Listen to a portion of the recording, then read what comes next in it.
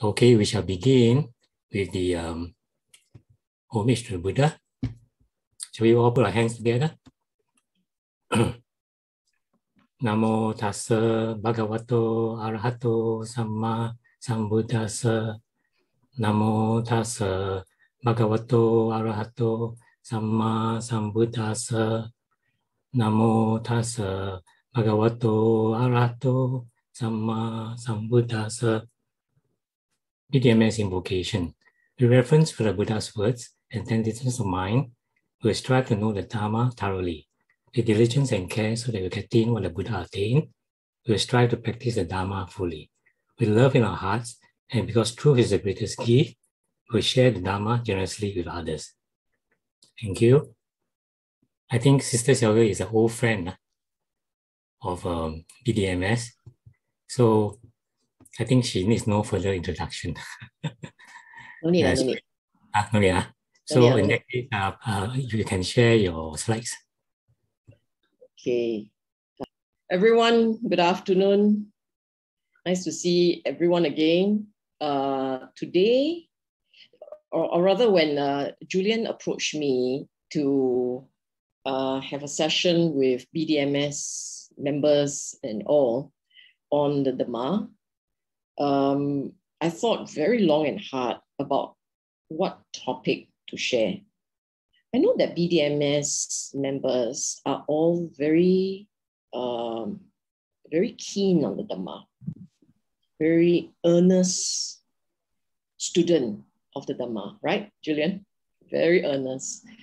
That everyone, or many of you, put in a lot of effort trying to dissect the sutta and to the point, actually, dissect the sutta to the point of having it, learning in Pāli, trying to understand the language, trying to connect Dhamma dots between suttas. Yours is one of the few organizations I know in Singapore that go after the most chim suttas, the most in-depth, the Majjhima Nikaya, the really tough ones where many other people will shy away from, but you guys will gamely plunge into it and dissect it. In fact, if I'm not mistaken, you are going to do what Samadhi Sutta over several weeks. I commend you on your effort. I have a lot of respect for you in terms of your intense desire to really understand the Buddha's words. My talk is an effort to put things in perspective for you.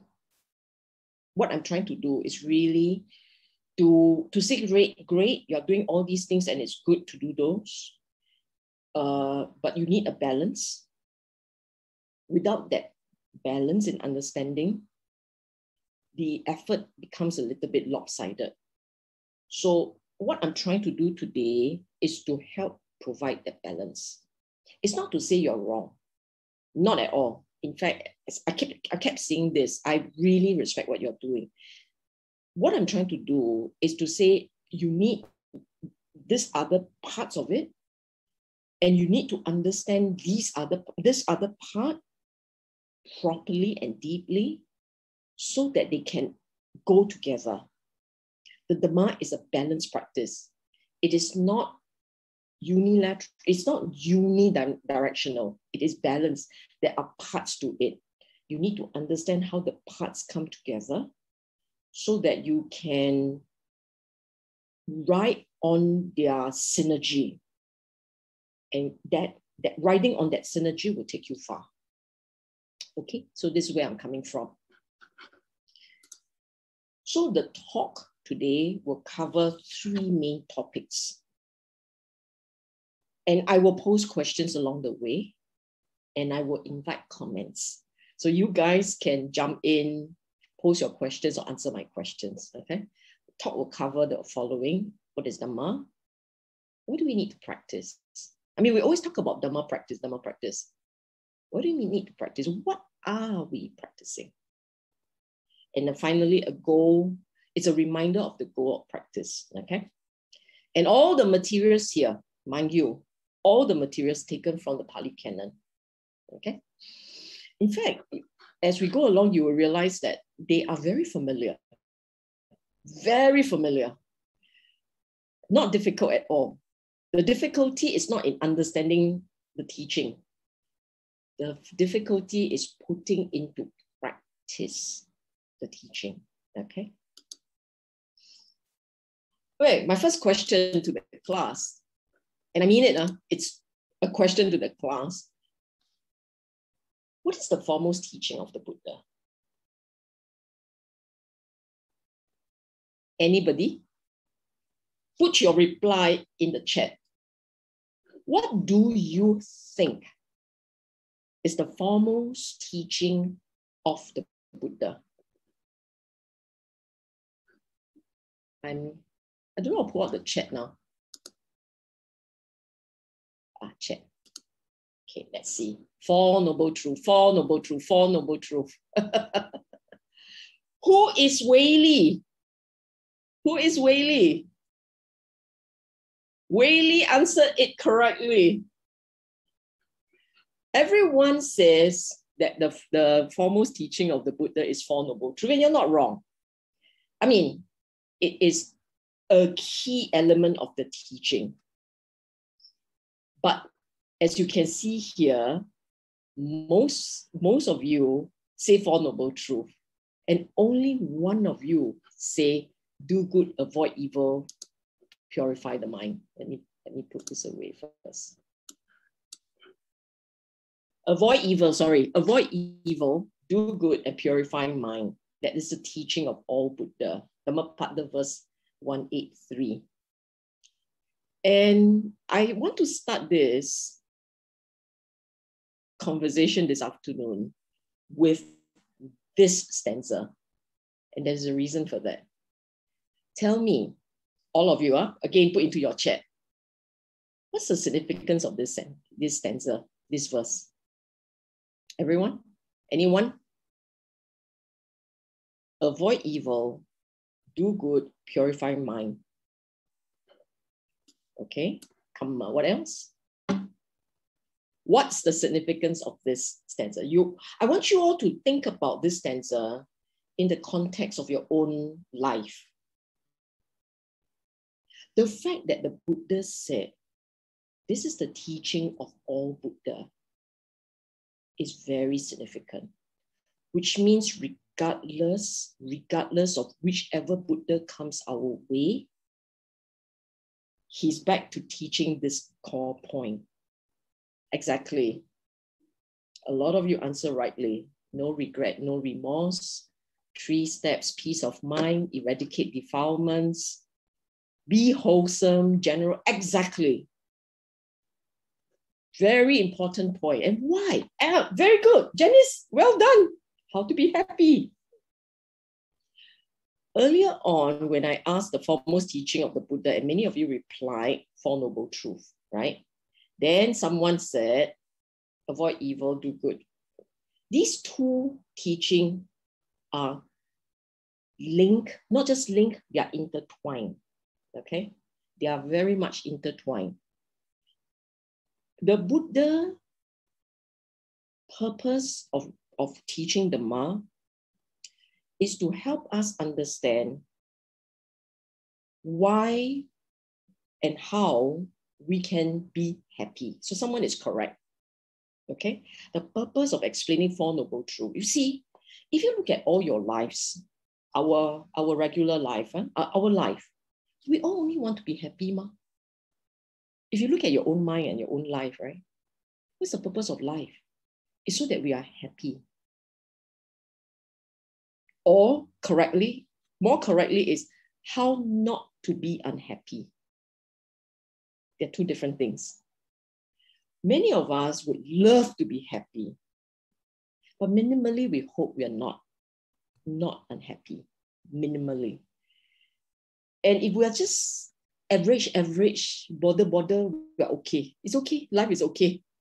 Ideally, is you smile year to year. But minimally, let's not have pain. Right? That's all we want. So you think about the things that we chase after. Job, money, children, relationship. What are you looking for? We're all looking for how to improve our life from here. How from here we can be happier. And a lot of us, if you ask them, are you happy? They say, okay lah. We're okay lah. We're not unhappy. Then you ask them, can you do better? Yeah, of course. Which means to say, you're not content. Nobody, or rather most people, are not instinctively content. Most people hope and expect to do better. Right? That's about the noble truths, okay? That's about the noble truths. So when the Buddha taught the noble truth of dukkha, right, it's actually characterizing the instincts of men. Okay? Then what has that got to do with avoid evil, do good, and purify mind? Because throughout the day, we make choices. We say things, we do things, we think things. And all these choices that we make revolve around how to make life happier, how to avoid pain, how to go in one direction of pleasure and the opposite direction of pain. That's the whole day we are fixated with that. And every time we feel that something is off, every time we are not content, we're not content, not easily satisfied. Every time we get nudged in the direction of pleasure and delight, our instinct will swing negative. Desire. We don't get our way, we will scold, we will crave, we will chase. That's very instinctive. And it's a whole day. So the very first part of this teaching that says avoid evil, do good, the sequence is important. Avoid evil, do good, that sequence tells you that the natural instinct of men is to go negative. Whether they want something, they chase something, they are upset, it's negative. Okay? That is why the teaching starts with avoid evil. Can you avoid being negative? That's the teaching. Minimally. Okay? Only someone who is really good by instinct, by baseline, will he naturally do good. If you look at your own mind, right? If you look at your own mind, you score for yourself in terms of evil or negative on one side, positive on the other. If you look at your own mind, right, and you rate yourself, okay? You rate yourself. 5, if the natural instinct is good. 1, if your natural instinct is evil. You rate yourself. You don't have to tell me. You don't have to tell me your score. You tell me in your own mind, right? More time 5, 4, or more time 1, 2. You tell me. Is it more time that it leans towards I want something, I want to eat this, I want to do that? Why you say me like that? It's more time negative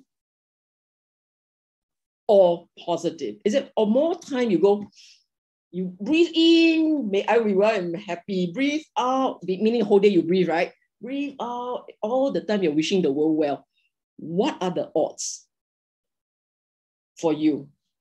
And the odds, I'm guessing, is middle, meaning neutral, to leaning marginally towards negative.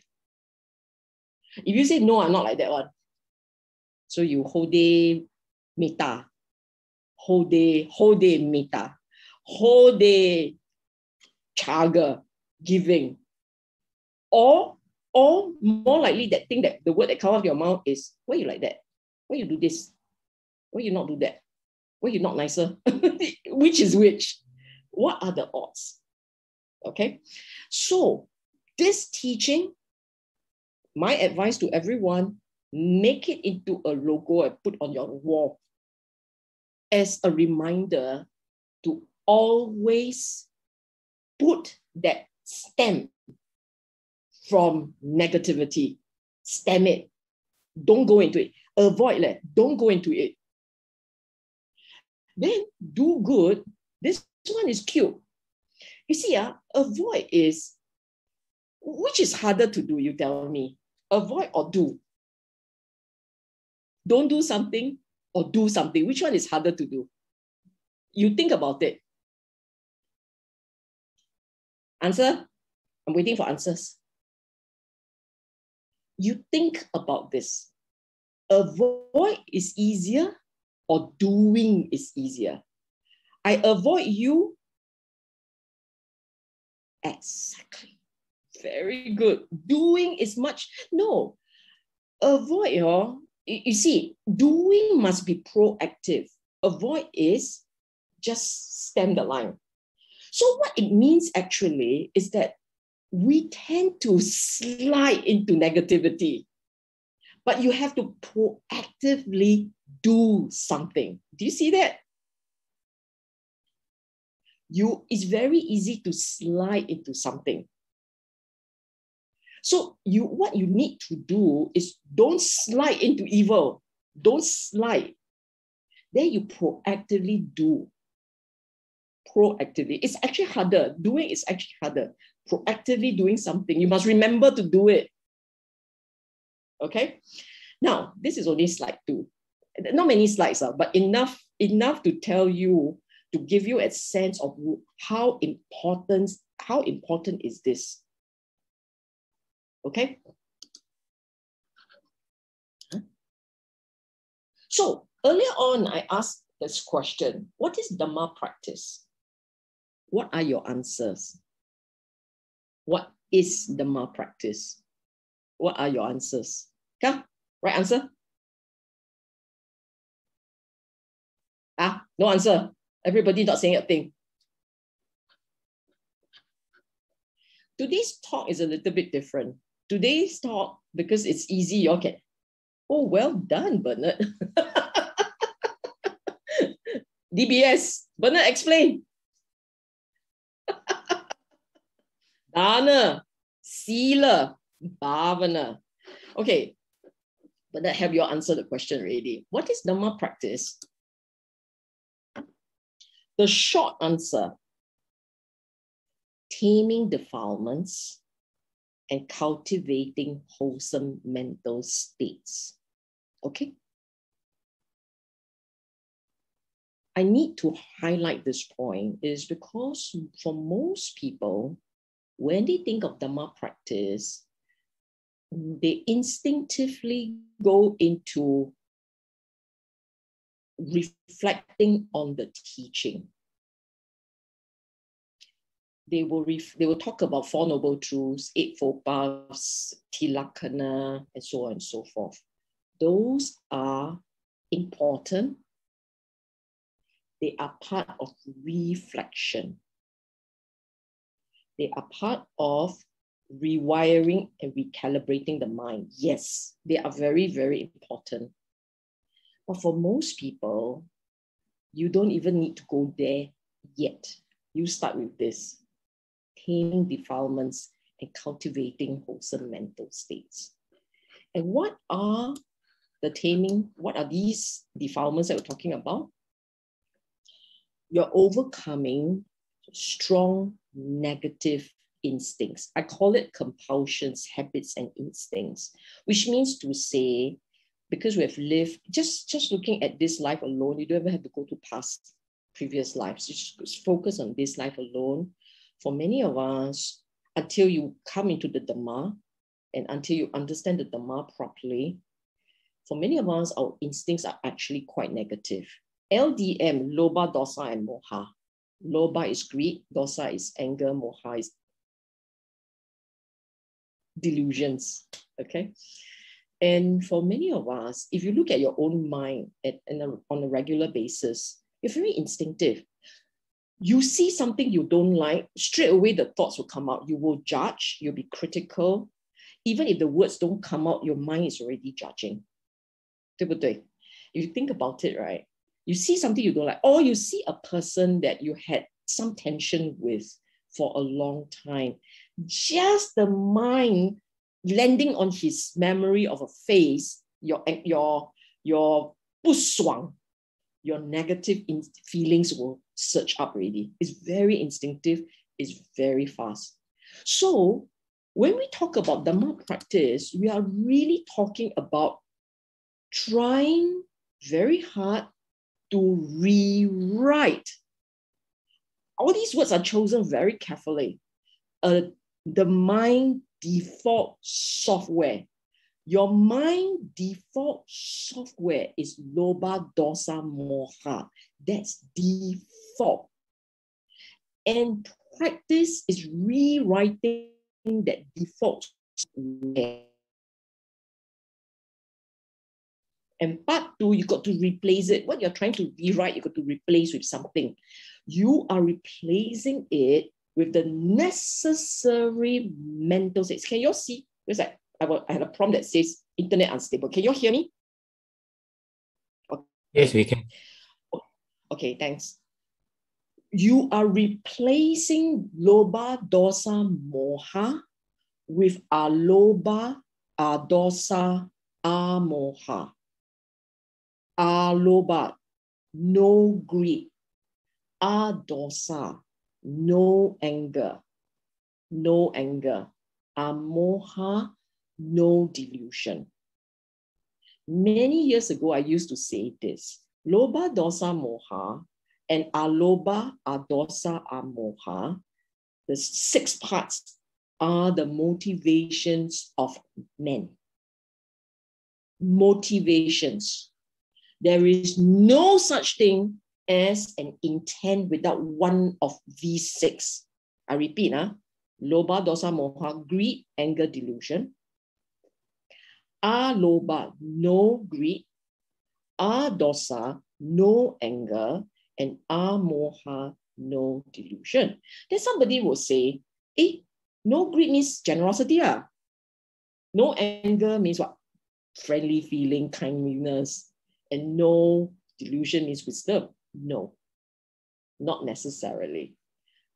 You can have that, but Buddha gave a lower benchmark, a lower one.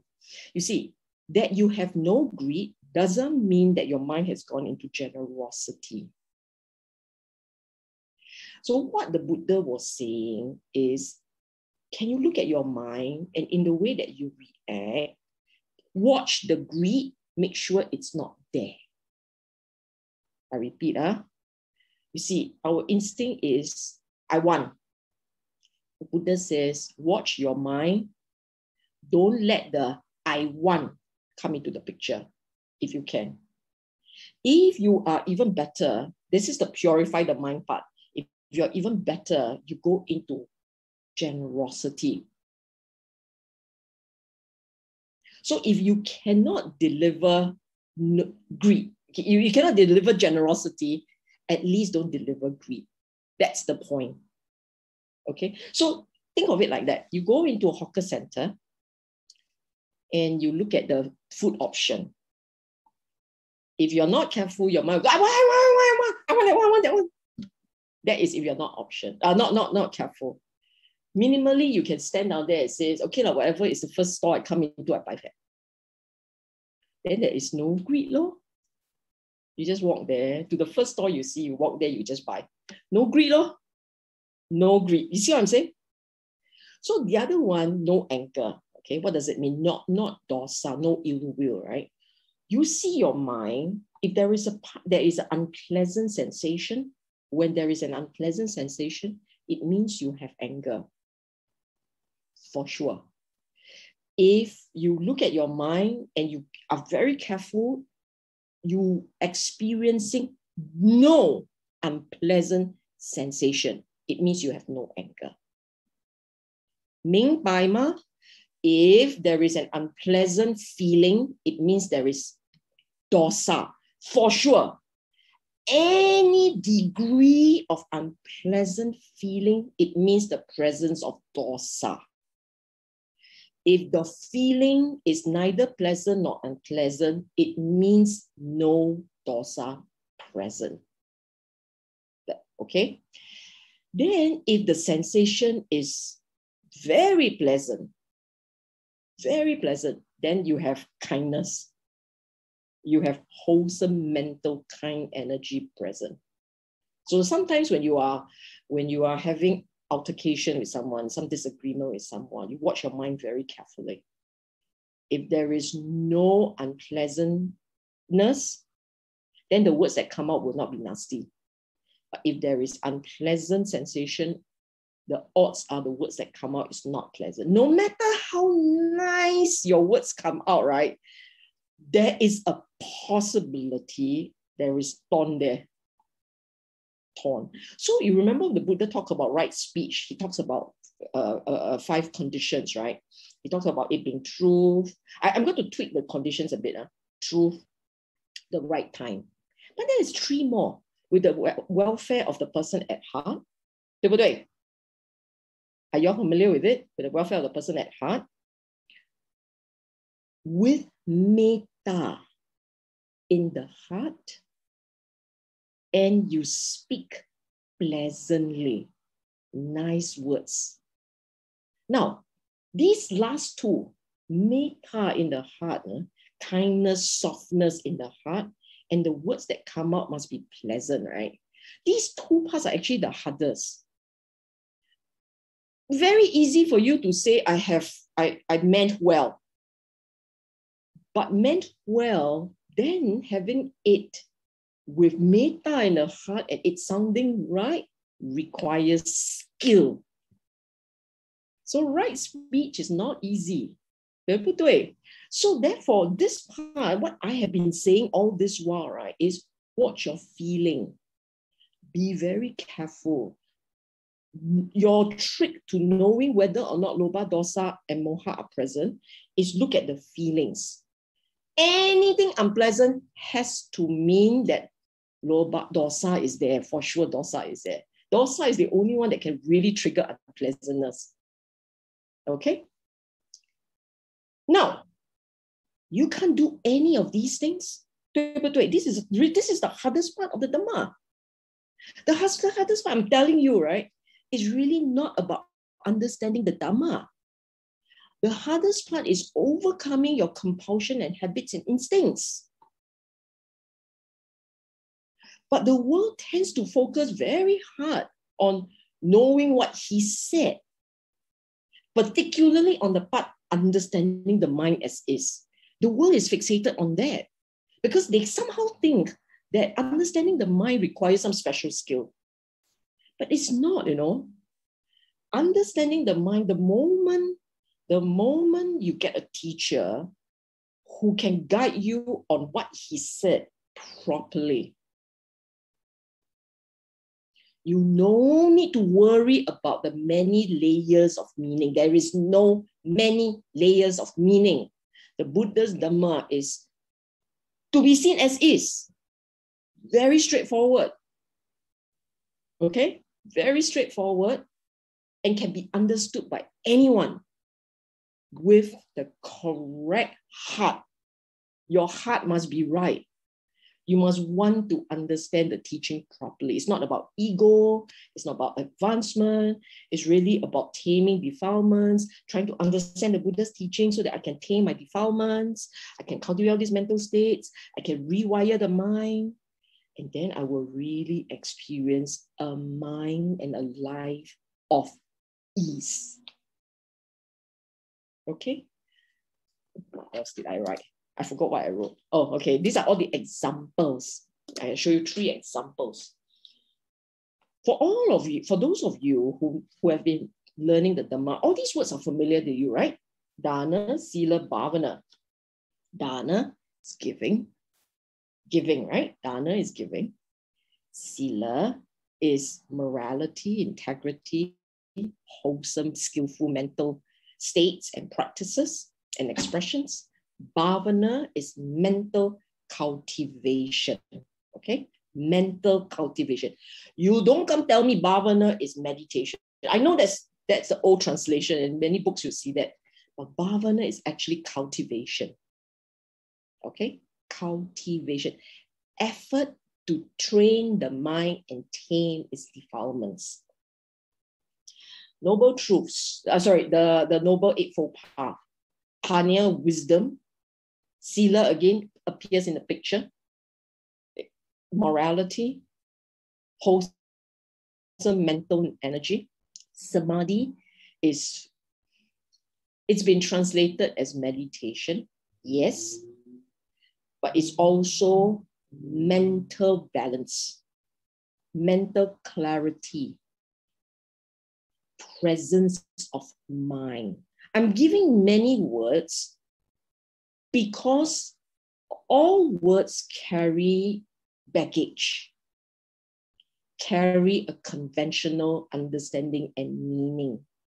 All words. And if you don't understand the essence of a word, you can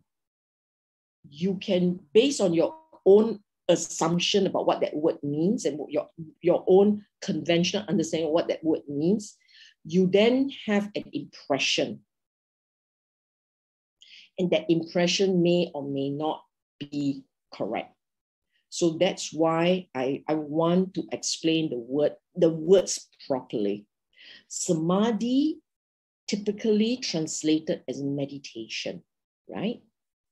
And therefore, for some people, I can't meditate, okay, I cannot do. Samadhi, if you know, has 3 parts, right?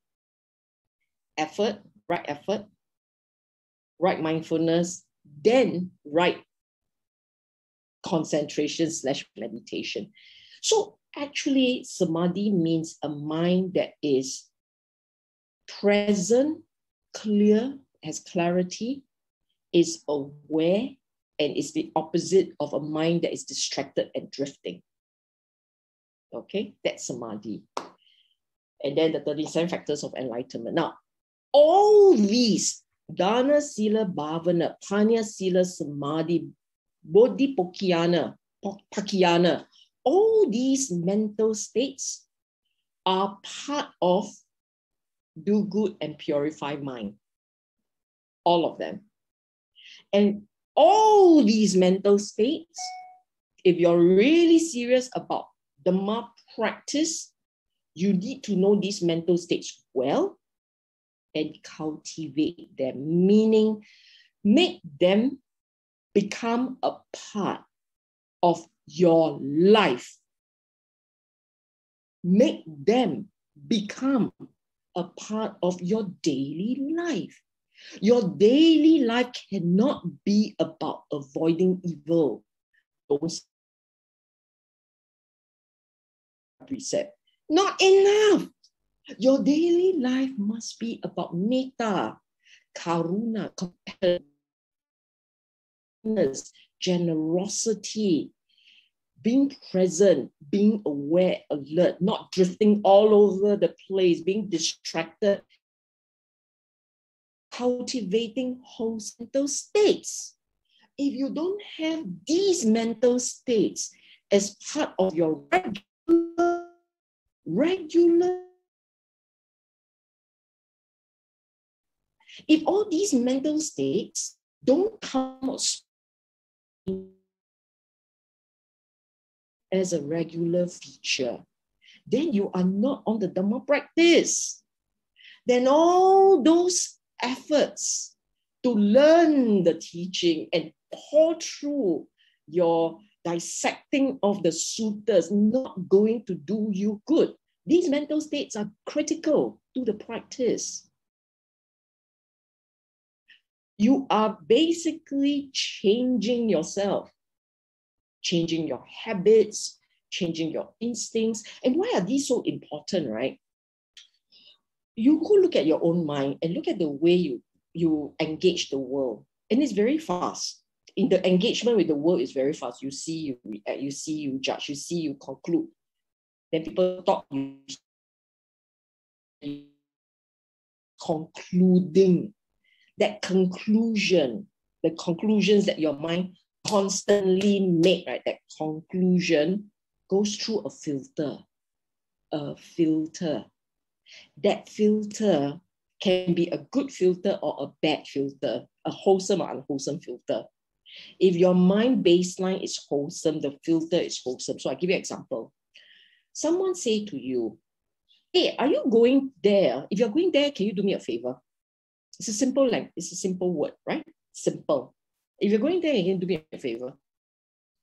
If your mind is not chaga, not generous, if your mind has a lot of dosa, anger, and lobha, when you hear words like that, your mind may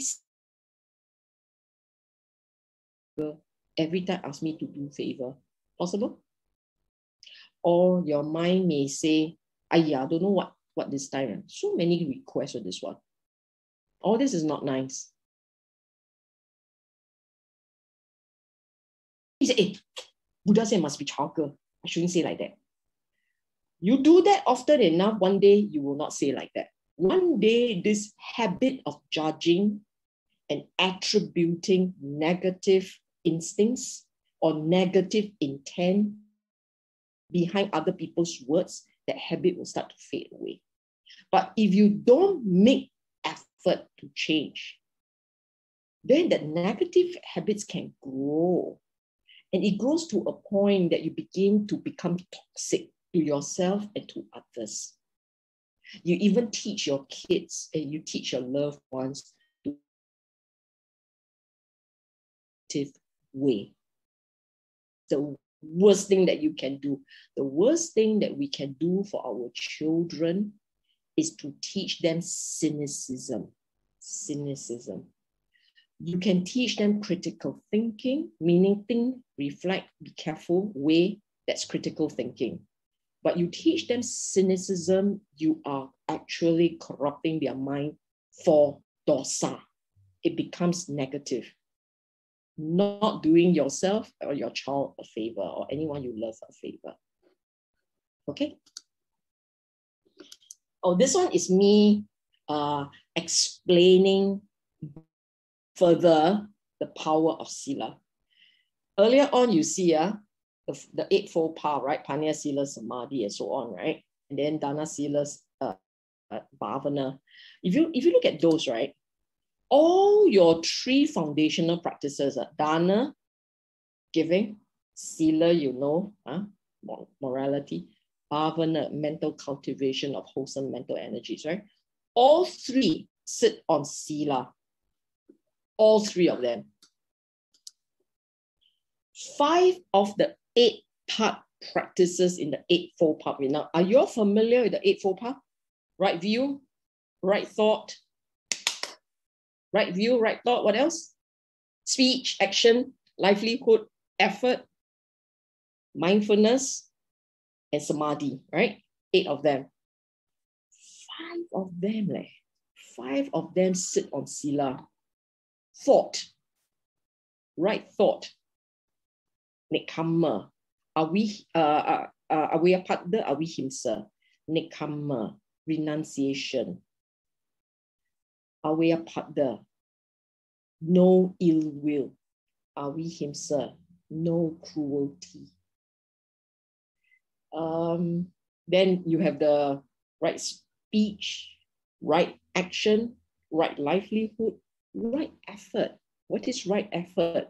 Right effort requires that if there is unwholesomeness, if it's not present, don't let it come up. If it's present, you've got to purge the unwholesomeness, unskillfulness.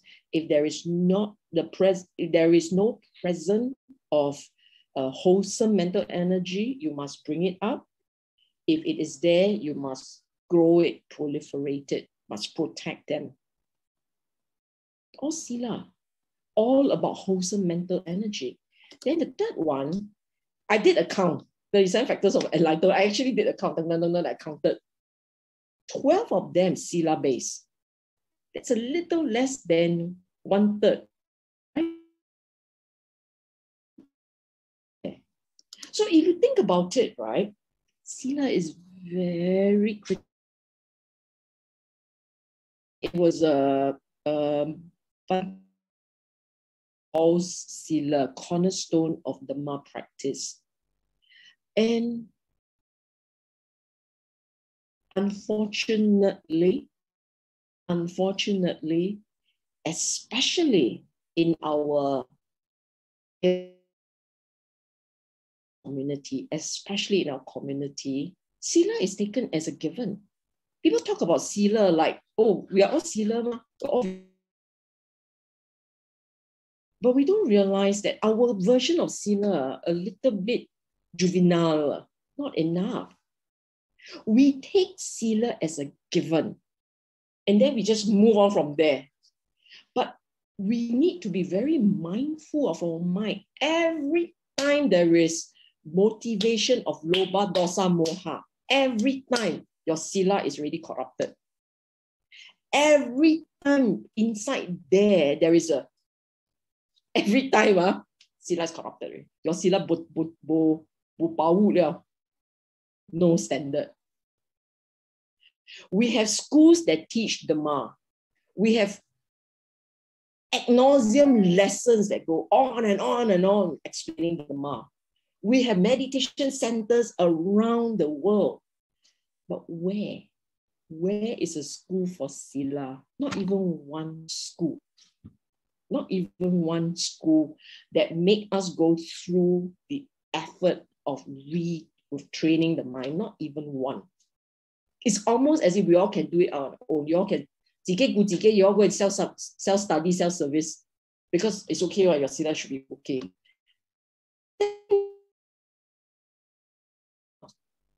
Doing 16 hours a day, really, how often are you Sila?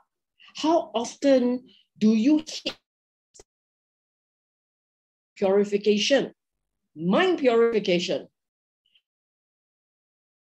That we are focused on avoid one of 3 parts, you only focus on. we should at our practice, we should be focused on purifying mind, which means instinctive, mudita, beka. Okay, I better translate them all into English. Metta, friendliness, loving friendliness. Karuna is compassion. Mudita is empathy, empathetic joy, altruistic, meaning there is no agenda from your part and you rejoice with another happily. Feel good that they feel good. Because you are not attached to end views. Upeka has been translated as equanimous, but specifically, I'm telling you, when you upeka, it means to balance with and thoughts and views. You have no strong preference for feelings of you. Aggregates.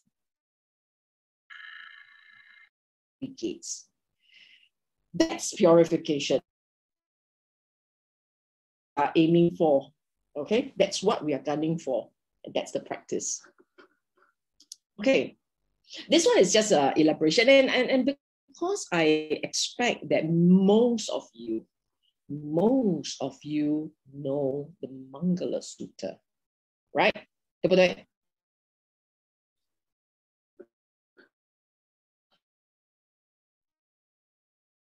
Yeah. Now, Mandala Sutta means and Chama in Pāli. Yeah? And we feel, some of us may just give it a cursory observation and quite happy with it.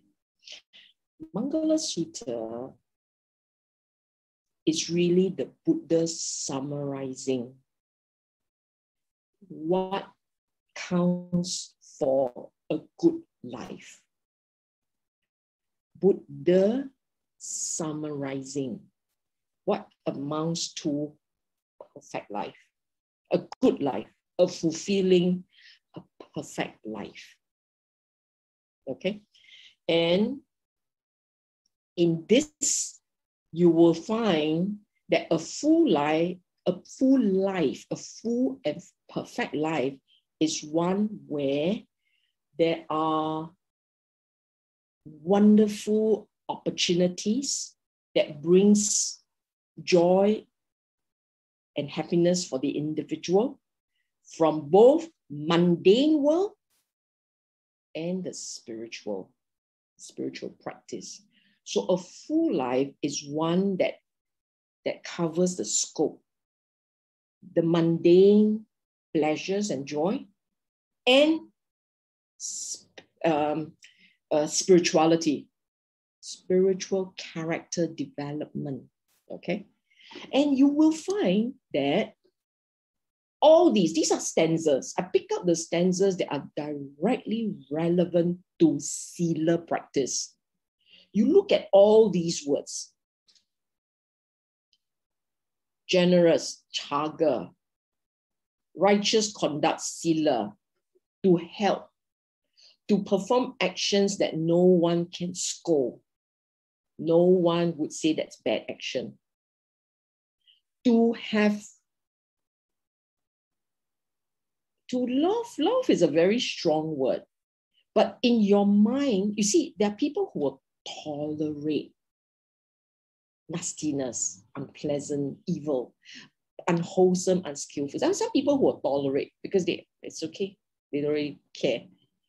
But if in your mind, in your heart, you have a natural resistance and aversion to unwholesome, unskillful action, and you refrain from doing it, it's a blessing. Why is it a blessing? This the whole idea of blessing means you're happy. When we talk about blessings, right, it means you're happy. It gives you the warm, fuzzy feeling that I'm very lucky, right?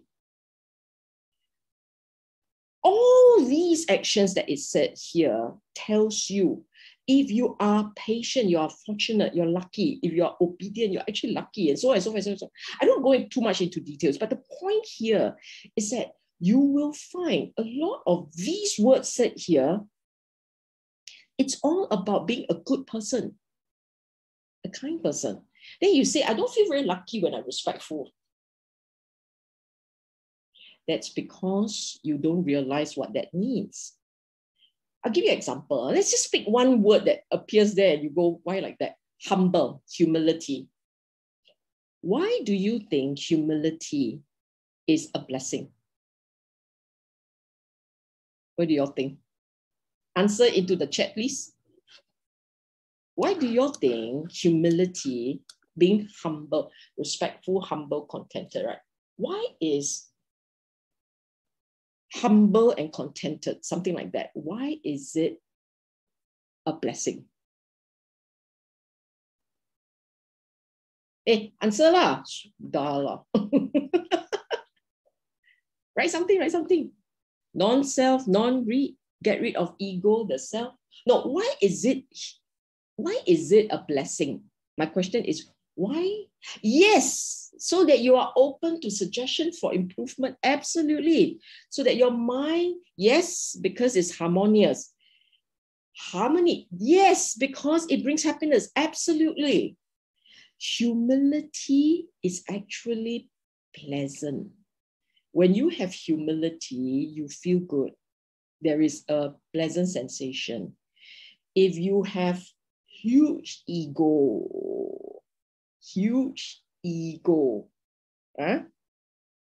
it's not pleasant at all. Yes, you can draw people to you, but you can also draw not negative ones and positive ones lah. It's actually because you're a happier person. One who is naturally humble is a happier person. One who is naturally arrogant, the biggest problem is actually to himself, right? You all have experienced states where your sense of entitlement comes on strong, or your ego is, you know the word ego, it's very in your face. It doesn't feel good. It actually doesn't feel good. So Mangala Sutta, the entire sutta is about good experiences, joy, happiness, and you feel very, you feel blessed. I'm not sure. Can I just check with you? I keep seeing lines on my screen. Do you all see it? Yes, no? Do you all see it? Lines on my screen? Yes. Julian? Yes. Okay, I'm going to stop share and start again. I'm not sure what happened. Okay, I'm going to stop sharing. And I'm going to share screen again.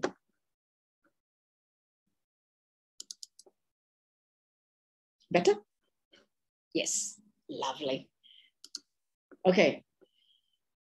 This stanza I know is BF, one of BF's, I think it's a core part of your chanting, right?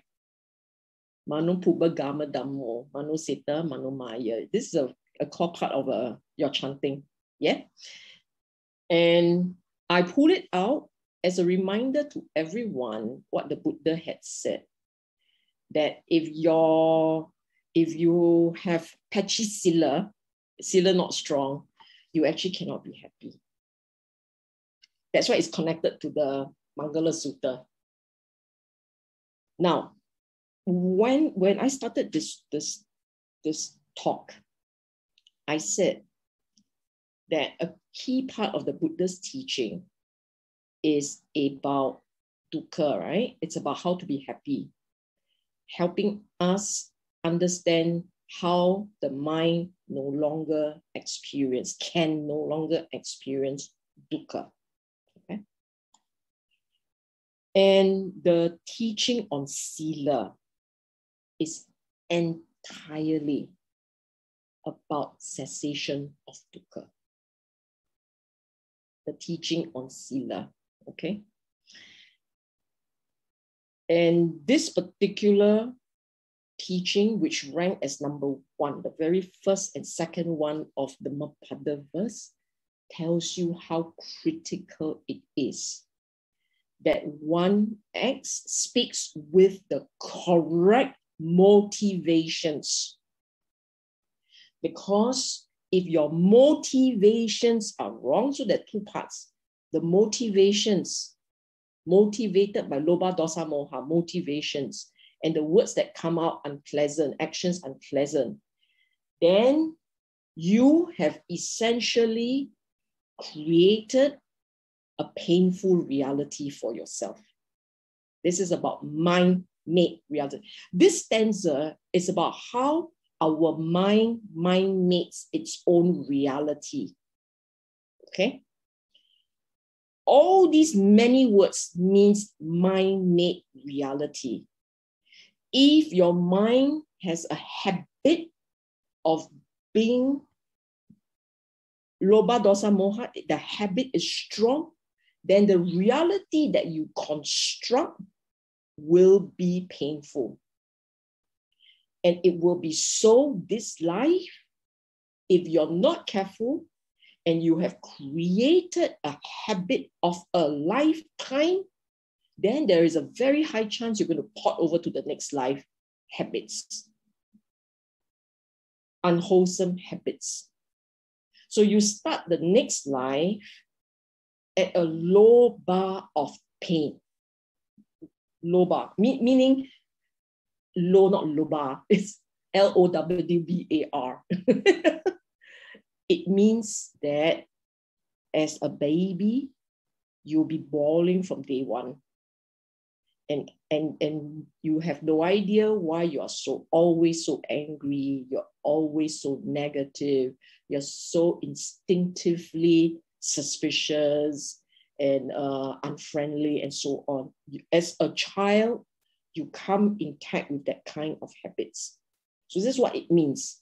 You mind, and this is not, I want to stress, you see, you think about it. We say that the way we see the world, in the manner that we see the world, it takes a long time for the mind to get to a certain level of understanding, right? It takes a while for the mind to get to a certain level of understanding. If you don't read, and you don't listen to Dhamma talk, you don't spend time reflecting on the Dhamma, your wisdom can grow or not? You tell me, cannot grow. So it takes time, it takes effort, and you got to do things. You got to constantly, and for those of you who read the sutta, right? Let me ask you, for those of you who read sutta, suppose let's say you were taking exam, you're following a class, so you were constantly following the teaching. But let's say you stop for a while, you stop for a few weeks. Is it easy for you to remember the sutta? If let's say, right, you have been following, then you stop reading, you stop listening to Dhamma talk, you stop talking to your friends about the Dhamma. After a while, do you find that you're beginning to forget some teaching, forget aspects of teaching? Would you find that? It's like you need to stay connected, stay plugged in order to continue on this Dhamma momentum. But if you stopped it, after a while, you will forget. So learning and understanding requires constant effort. Agree? Constant effort, constantly going back, engaging, reflecting. You need the constant effort. You need effort. Therefore, what it means is your panya sits on condition. It's not I read, I will understand. It sits on condition. You need to build, you need to have the infrastructure, and after a while, the house starts to form. Yeah, it's not overnight. It takes a while. Okay, now we talk about samadhi. The three things, panya, sila, samadhi. Now we talk about samadhi. A lot of you go on and learn meditation. Yes? I ask you, easy or not? Is meditation easy? You can answer on the chat. The few faces that I can see that you are going like that. Not easy, not easy. And you can try very hard. You can make all kinds of aspirations before you sit, right? I will sit. I will stay awake. I will try my best. And we will hit 20 minutes. And then after that, you fall asleep. Very hard, right? Very hard. What it means is samadhi also sits on condition. It is not your control. You cannot control panya. You cannot control samadhi. They sit on condition. You give them the correct condition, you will blossom. You take away the conditions, you can make all kinds of aspirations. It wouldn't work. Okay? Now comes Sila. You want to scold or don't scold? Are you in control? You are. You want to kill or don't kill? Take or don't take? Give or not? Is it in your control? Yes. This is the only one you can control. Okay? And why is this important? Because this is your start point. In this practice, this is your start point. You do it right here, the rest of the conditions will follow. You get it wrong here, the rest of the conditions will suffer. You try your best to dana, sila, bhavana, giving. Giving means forgiving, okay? Embracing, loving, being considerate, being helpful, always metta. You set this as your mental conditions, the rest will follow. The happiness will follow, the understanding will follow, the meditation will follow, everything will follow. It's like it becomes smooth. So I don't understand why this is such a problem. I don't understand why people don't put effort here. Okay, this is what I was going to say. Sila is a necessary anchor for samadhi. Many of you will remember, if you have been listening to my talk, oh, okay, the next one, not this one. You will remember that the Buddha had said again and again the importance of Sila. So this one is a conversation with his cousin, Mahanama. Mahanama is very cute. I'm not sure if you all are familiar with Mahanama. He's one of my favorite Sakyan cousins. He was a layman. He never joined the Sangha, which means that in his lifetime, he never became an Arahant, okay? And he was very mindful of his duties because a lot of his cousins went and joined the Sangha. Someone has to be around to run the family business. So Mahanama and his brother Anuradha, the two of them lumjampas, and then Mahanama stayed on as the layperson and Anuradha became the Sangha, and of course he became an Arahant later. So, but even while he was a layperson, he was a very eager learner of the Dhamma. And periodically, the Buddha is staying in Kapilavatthu, he would go and visit the Buddha and ask all kinds of questions about practice. Mahanama was very keen on knowing how to do better, how to improve his understanding, what kind of mental cultivations he should have. So in this conversation with Mahanama, the Buddha said to him, you should recollect your own ethical conduct. When a noble disciple does not mean monk, it means practitioner. Okay, a noble disciple, when they recollect their ethics, the mind will not have lobha, dosa, moha, greed, hatred, delusion. At the point when the mind does not have this three mental state, lobha, dosa, moha, the mind is steady. Unswerving means steady. A disciple whose mind is unswerving, steady, finds joy in the meaning and the teaching, finds joy connected with the teaching. When they are joyful, the piti will spring up. A mind that spring up rapture. When the mind is full of piti, the body becomes tranquil, steady. This part, I will stop here and explain something. For those of you who struggle with meditation, this line you must remember. The mind and the body becomes established as one if your meditation is steadying. If your samadhi is starting to settle and become more entrenched, what you will experience is the mind steadying and you can feel the body.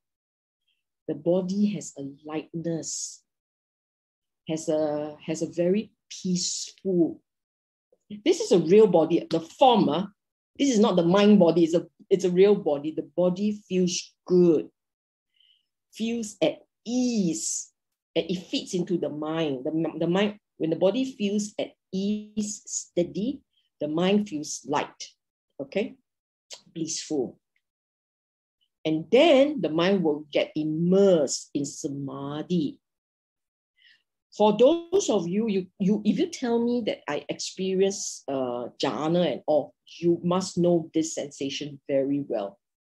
The mind and the body going as one, feeling rock solid, it connected, it entrenched, it feels steady, okay? Now, so the first part of it, the Buddha talks about when you recall your own goodness, Sila. It's translated as ethics, but this is Sila. When you recall your own Sila, the mind will not have lobha, dosa, moha, and it becomes steady. This part, right? This part is very important to understand, because this is the experience of the practice. Okay? And if you can start to have, if you begin to understand this portion, you actually feel very joyous as a person in your daily life. This part is not meditation. Up until here, it is not meditation. Meditation comes after. Then you go and sit and you can meditate. Up until here, it can be a part of your daily life. Knowing the mind mental energy is wholesome, and reflecting on wholesomeness, you can see that there is no lobha dosa moha. The mind is very steady. You feel joy automatically. The joy comes on spontaneously. The joy, I love this line, joy in the meaning and the teaching. Meaning of the practice, meaning of the Dhamma. Joy in what it means for you, in your understanding.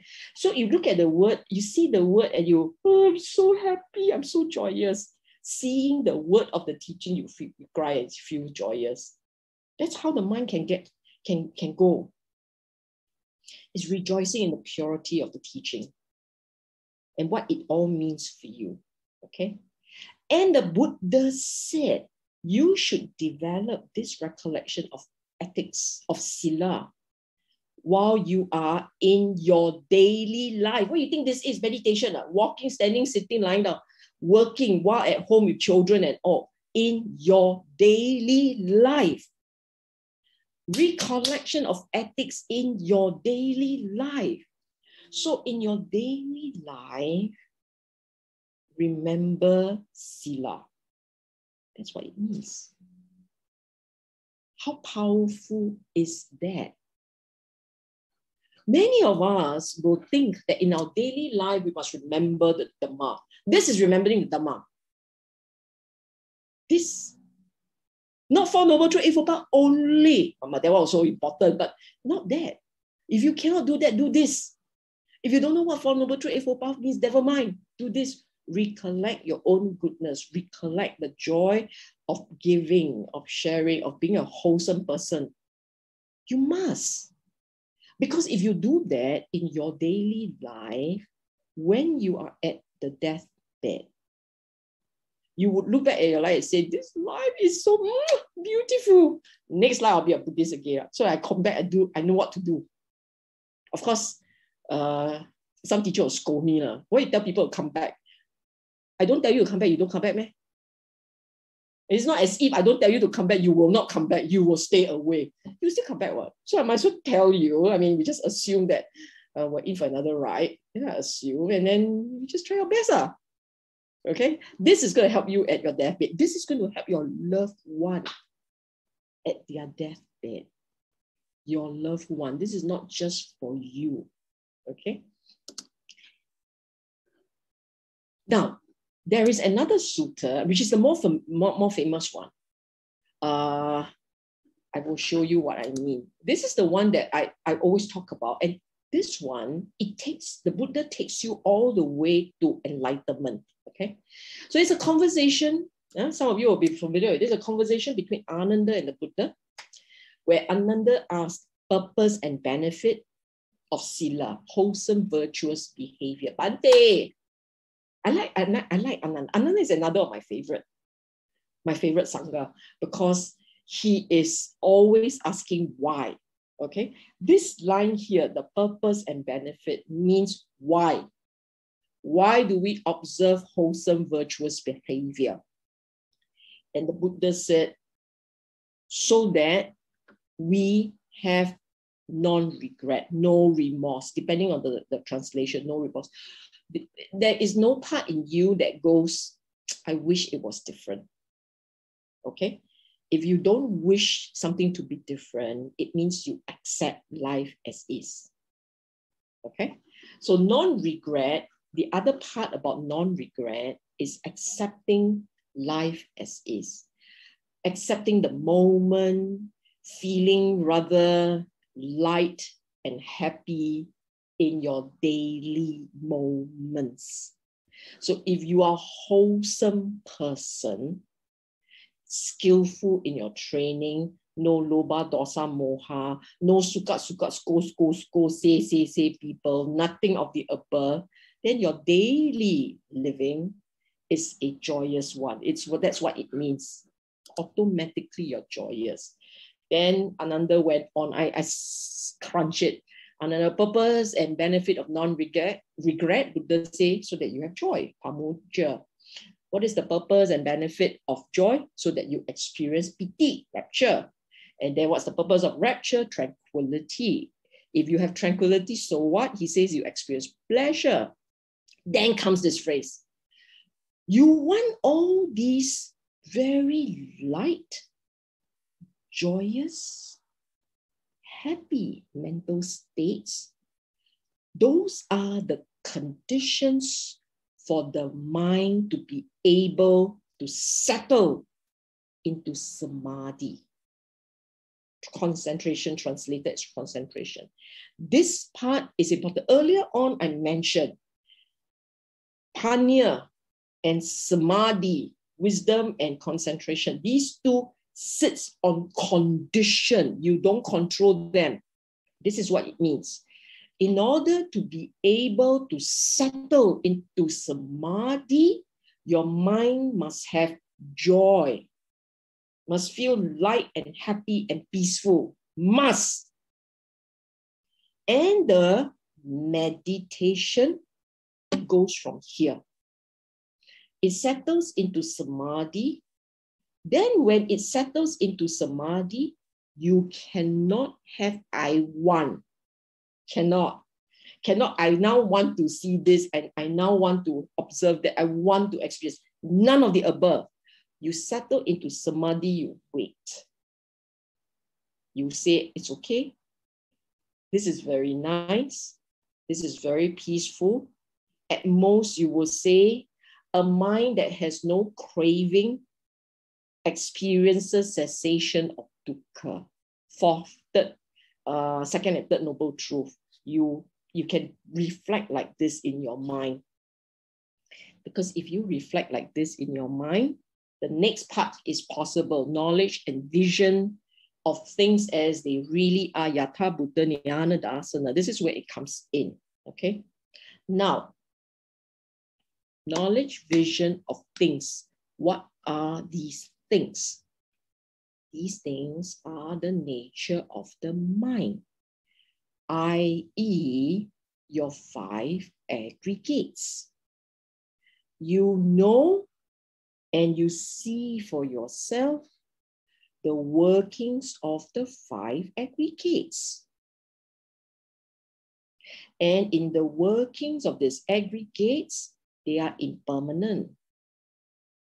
If there is no holding to them, there is no dukkha. If there is attachment to these aggregates, you will experience dukkha.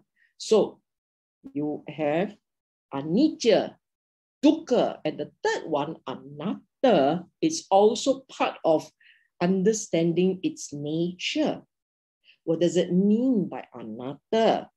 Anatta is conditional arising.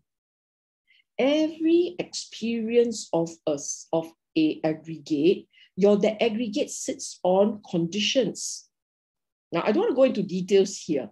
That's another talk, okay? But I want you to know this. Knowledge and vision of things as they are is really about seeing for yourself the aggregates and understanding their nature, their true nature, okay? When the true nature of these aggregates sink in properly, you understand them properly, you will experience the disenchantment. There is the sensation of, why am I so attached to them? Why am I constantly seeking them out? These constant arisings, they are very dukkha.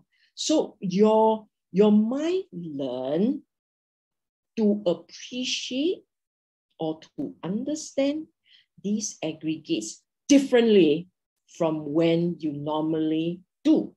You see, the normal person is attached to aggregates. You're attached to your feelings. You have very strong preferences about feelings. You are attached to views, sanya, perception, your memory. We are all very attached to our memory. It's actually memory, but you don't see it as memory. Your filter, you're very attached to our filter. Why do I say that? If you hold a view about something, okay, an event happened, then you have a snapshot of that event. You remember it like this. Someone else comes along and tells a different story. You can get quite annoyed. No lah, this is not how I remember it. So your sanya is wrong. My sanya is correct. We sit down there and we say things like, we are nice people. You're not nice people. All these KTV fellow not nice people. And we say things like that. If someone comes to you and tell you, holding this view is unwholesome, shouldn't do that, you might actually get offended. So if you have found yourself being offended by what people say, there is a decent chance that your attachment to sanya is very strong. And we always think we are right, others are wrong. Okay, they can be right. I can be right, they can be right. But if they are right, if their version contradicts mine, then I'm right, they are definitely wrong. So there's a lot of all these. And I'm putting it very superficially, but you think about your own views. Very strong. Okay. Now, if you begin to understand the nature of the aggregates properly, you may one day realize that these aggregates are the source of your pain.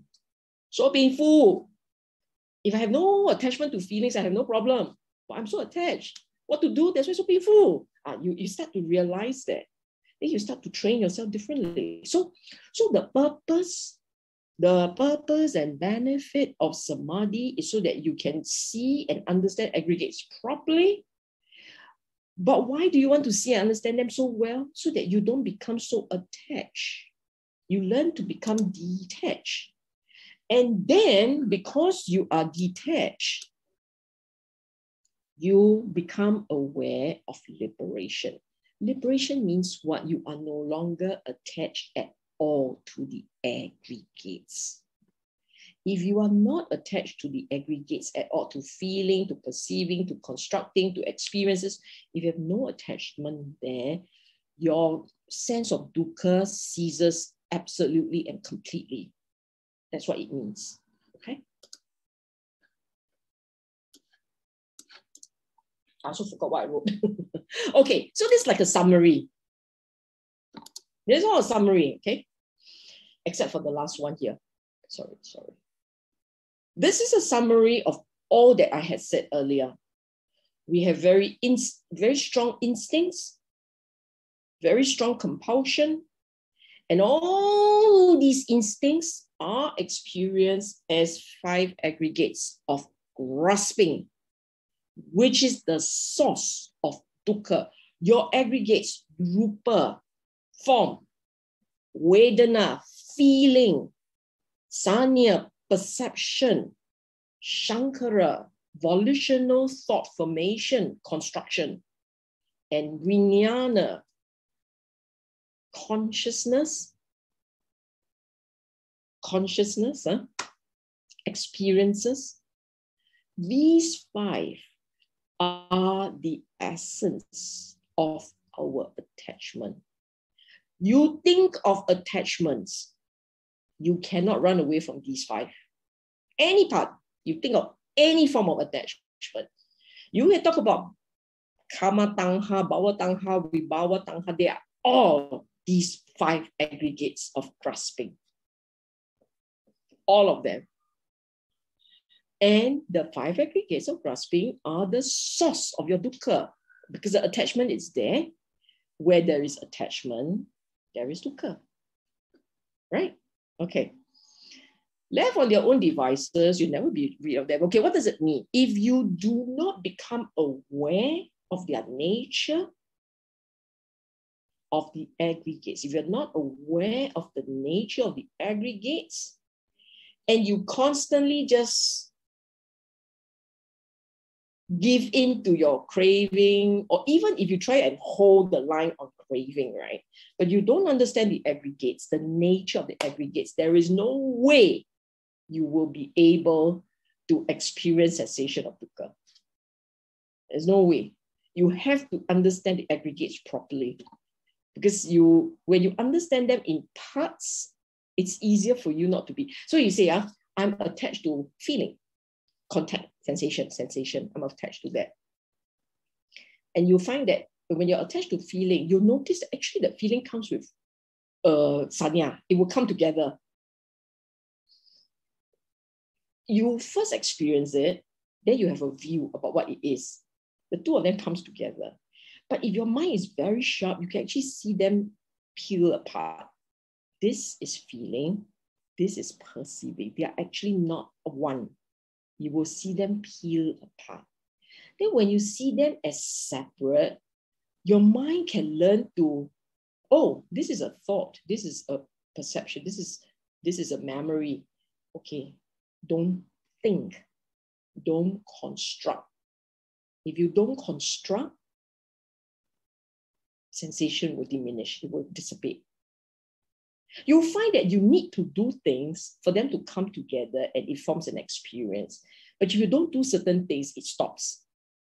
So don't construct means no shankara, it stops. Then you go back and you look at the feeling again, it starts again because you're constructing again. So when you learn the mechanics of this, it's like learning the mechanics of a car. Then you are not vulnerable to cheating mechanics because you know how to fix your own car. But if you don't understand the mechanics of a car, then you jialat. You like it or not, you have to go and call someone to help you fix the thing. You don't understand how the mind, the aggregates come together. You can't tease them apart. It's impossible to tackle the 5 of them at one go. You can tackle them when they are separated into 5 parts or 4 parts. 4 parts you can see. The 5th one is experienced when the 4 comes together.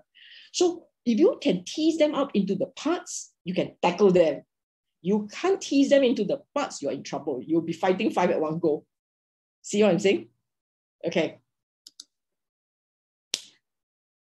Okay, so practicing is, all this I've said earlier, constantly making effort to rewire, rewrite, and upgrade to a more wholesome operating system. I love my analogy, I spent a lot of time thinking about the analogy. I came out with this pattern of writing. Hopefully, those of you who are into the new tech age can understand this very well. We are actually only operating system. You can corrupt the system. You can add a virus in and mess up the whole system. Or you can tune, tweak, and make it better. The whole idea here is nothing is fixed. Everything can be changed, shifted. It can be done. And the Buddha, our ingenious teacher, came up with a Windows 95 guide. Okay, maybe his way. It's iOS, what is it now? iOS 15 to help you make the necessary changes. Okay. Now, how do we practice? Earlier on, I kept talking about cultivating necessary mental states. Right now, I'm specifically pointing to 5.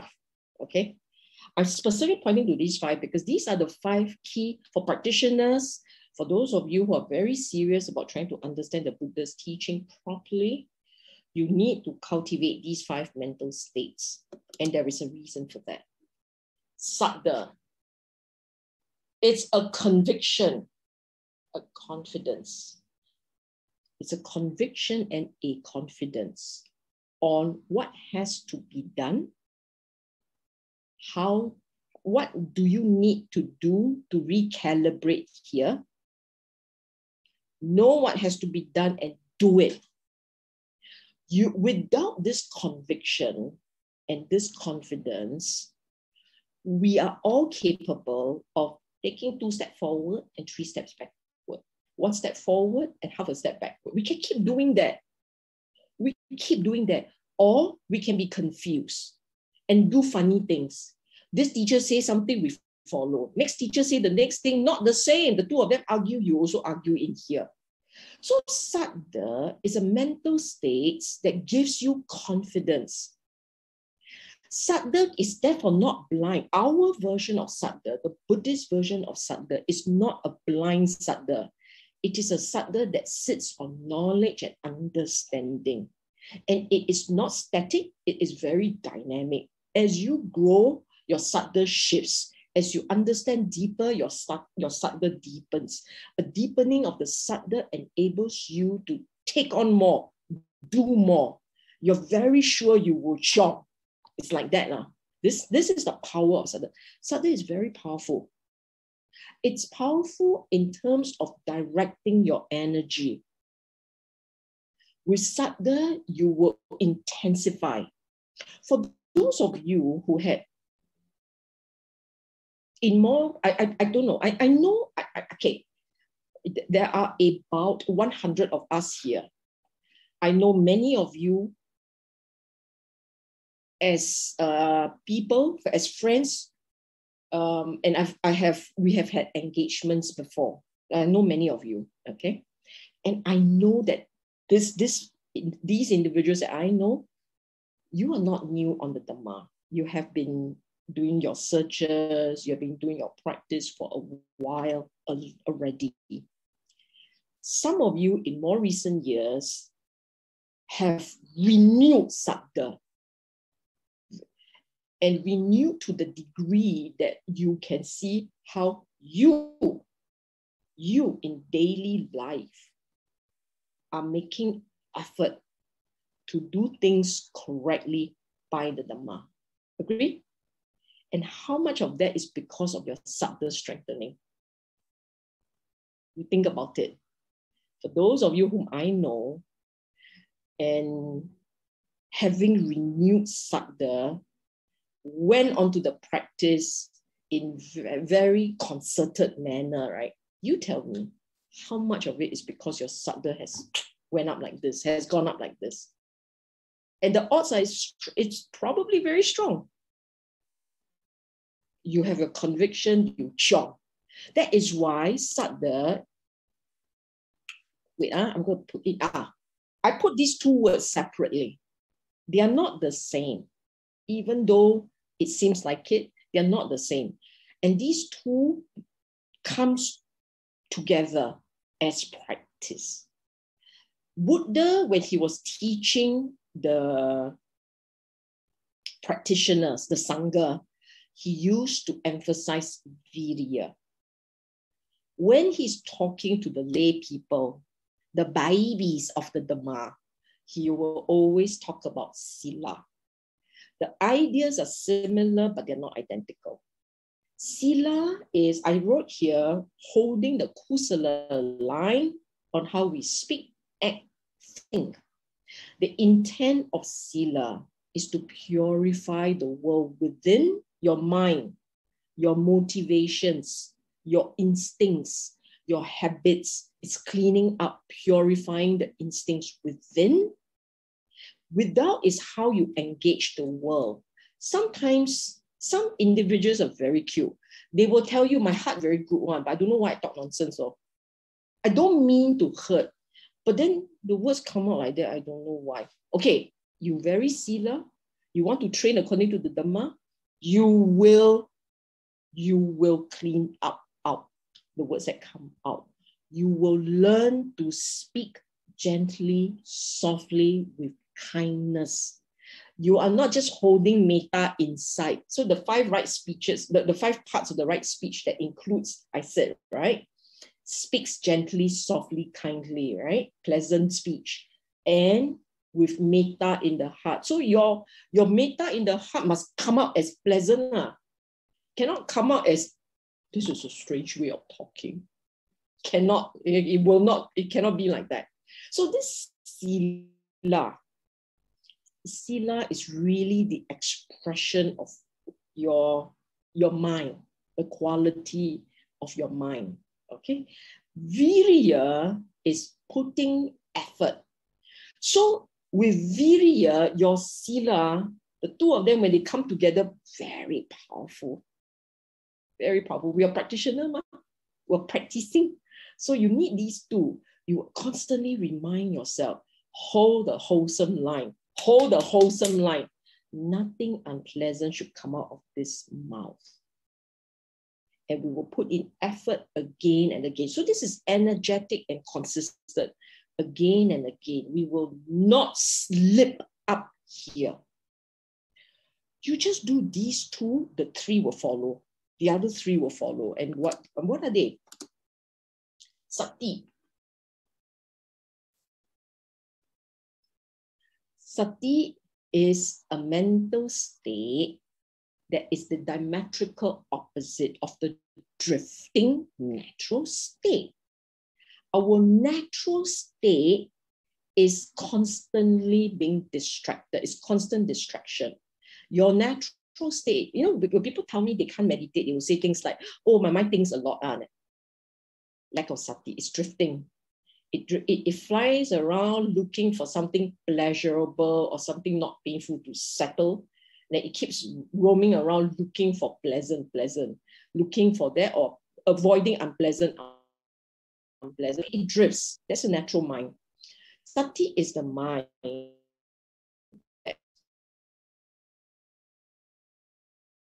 It is not seeking, it is not looking, it is very happy, it is content being here. So sati typically, when there is sati and the sati is strong and effortless, it actually means you are not, you're quite a contented person. If you're content, your sati should be quite strong. Well, there's nothing distracting you, ma. I'm okay. I don't mind being here. I don't mind. I said, you note that typically when your loba dosa moha strike, it means your sati has, your sati was weak. Sati is lacking. When sati is strong, your moha dosa loba dosa moha wouldn't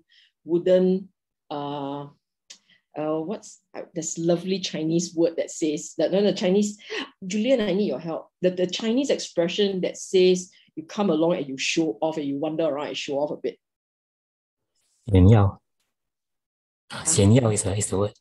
Show off. Wow, that one even more cheap than my usual thing. I don't even know what it is. Okay, sorry. So this is sati and samadhi. Okay, samadhi is very. I'm giving a new spin to the word. It's a new spin. This is not samadhi per se. Okay. Basically, what happens is this. Samadhi and sati, they usually go together. And if they go together, you got it right.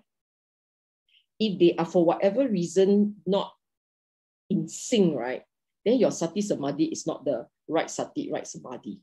They usually will come together when they are right sati, right samadhi, they are in sync.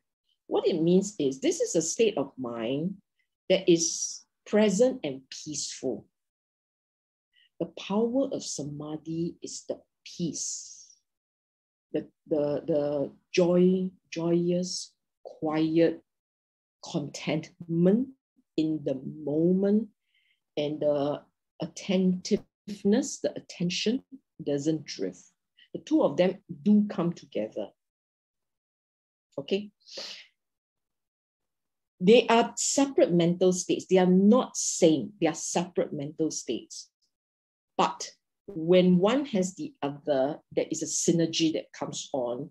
And this is the synergy necessary for the mind to be able to see its nature. Remember what I said about the aggregates? To see its nature, its true nature.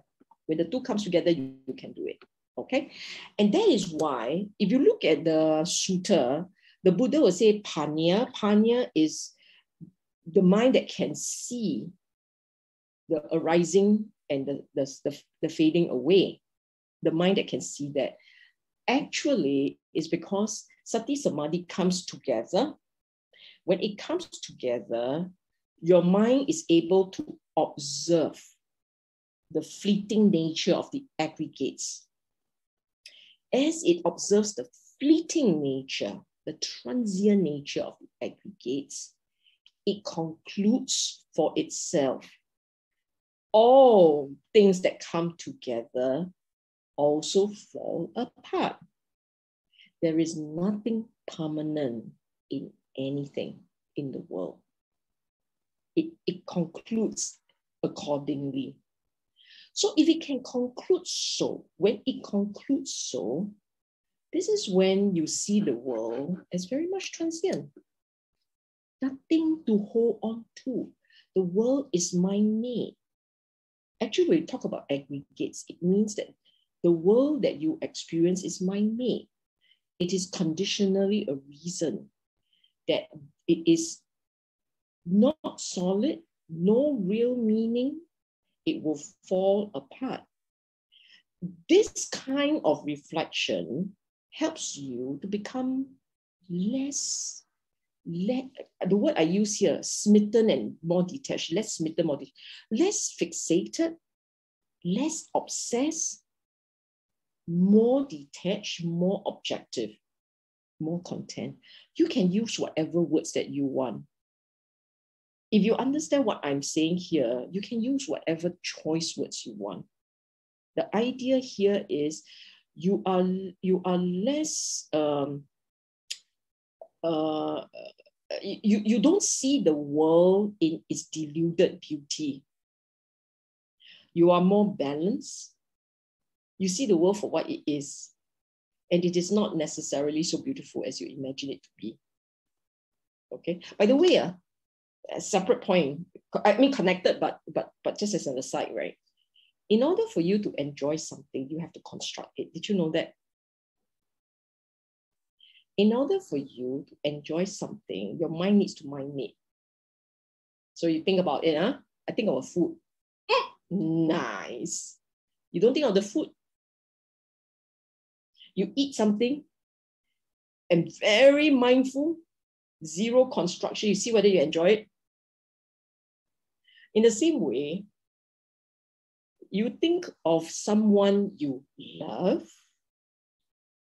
it must come with memory of the smell, memory of the cuddles, the things that brings you pleasure. You have to recall. Then, oh, 真美, 真美. You will then enjoy it. If I say, don't think, okay. How many of you have been to, say, what's Singaporean favorite destination? Japan. Yeah, you all like Japan, huh? Yeah, you all like Japan, huh? Okay, nothing about Japan. No, don't think of Japan. You have to think in order to say, I like Japan. You don't think of Japan, all fade away. Then you think a bit deeper. The more you remember, the more you enjoy, the more you will feel pleasure and feel attachment and so on and so forth. So you have to construct, the aggregates need to work. The construction is constructing the memory of the aggregates. Then you will enjoy it. Okay? This is important because then how do you break away? You learn how not to construct. Your Patija Samuppada is about non-construction. Okay? Okay, that's a lesson for a different day. End goal of the practice. Okay. Anybody wants to start telling stories about the end goal of the practice? Wait, I must look for, I lost my chat. Chat. Okay, everybody, end goal of the practice. What is it? Like, what is the Nibbana, sama? Nirvana. That's it. Nothingness. Sunyata. Anybody else?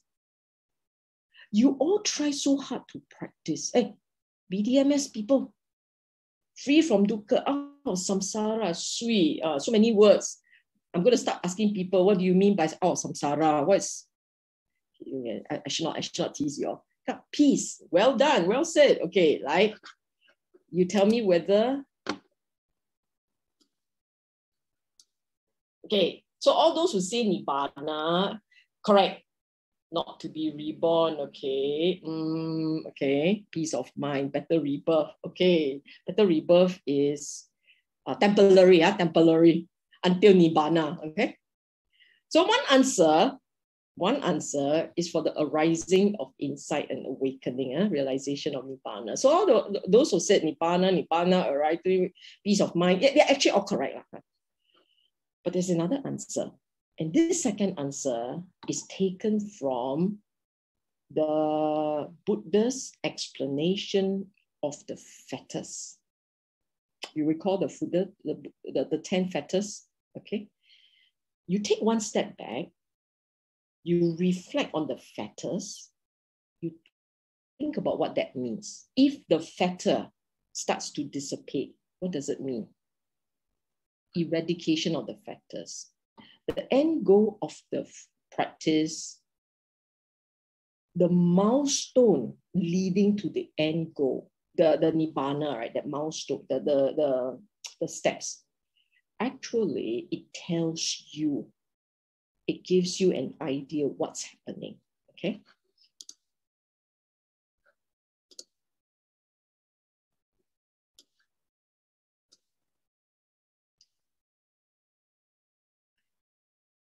You are displacing wrong views. That is why our practice keeps talking about right view. So when we talk about awakening, it's awakening in two ways. Awakening to the realization that the lens through which we see the world, our regular lens, is corrupted, is inaccurate. It is not a true mirror of the world. The lens through which we see the world, the assumptions that we make, the perspectives that we hold, that lens, it's a moha lens. It's a deluded lens. It's a wrong lens. Why is that so important? Because as long as you see through your conventional regular lens, you never really understand the mind's true nature. I'll give you an example what I mean by it's faulty. I like to use this example because it's easy for people to understand and identify with. No matter how old we are, we assume we'll wake up tomorrow. When we go to sleep tonight, we assume we'll wake up tomorrow. It does not matter how old we are, how sick we are, what a horrible, unstable, war-torn place this is. Even if this whole world is afflicted with COVID, there is a part in us that if today I have not caught COVID, I think tomorrow I'll wake up, no problem. This lens sits on decades of waking up. Because so far we haven't gone to sleep and not wake up. So the assumption, and people we all know, right? Everybody that we know also go to sleep and wake up. This is why we'll have plan breakfast, plan lunch, plan dinner, plan trips next week, plan for COVID to end, then we can go travel to Japan. You know, we all have all these kind of plans, right? But the reality is the system can collapse anytime. Anytime. We can choke on our fishbowl tonight and die. But our mind does not allow us to think like that. The mind doesn't allow. It's either habit or it's self-preservation instincts. We don't know, but it just doesn't work. And in order to change that lens, you have to keep working at it. Something that is natural, we have to keep working at it. We have to keep telling ourselves, I go and sleep tonight, maybe tomorrow cannot wake up. Every night we have to do that. Until one day we believe, maybe 明天不可以了. Oh, everybody, bye-bye, bye-bye.